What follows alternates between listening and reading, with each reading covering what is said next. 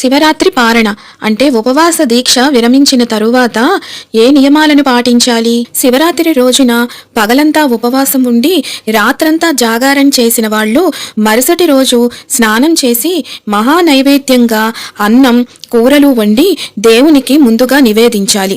ఆ తరువాత మీకు శక్తి ఉంటే కనుక బ్రాహ్మణులకు భోజనం పెట్టాలి. లేదు అంటే ఫలం గాని తోటకూర కట్ట అయినా సరే శివార్పణం అని బ్రాహ్మణులకు దానం చేస్తే ముక్తిదాయకం. అలాగే గోవుకు బియ్యం తోటకూర బెల్లం కలిపి తినిపించి 3 ప్రదక్షిణలు చేసి ఆ తరువాత పేదవారికి అన్నదానం గాని పశుపక్షాదులకు ఏమైనా తినటానికి ఇవ్వటం గాని చేయాలి. ఈ తంతు పూర్తి చేసిన తరువాతనే ఉపవాస దీక్ష విరమించాల్సి ఉంటుంది. ఇలా చేస్తే పుణ్యప్రదంతో పాటు సమస్త గ్రహదోష నివారణ కలిగి సంపూర్ణ దైవానుగ్రహంతో మన సర్వ కోరికలు నెరవేరుతాయి.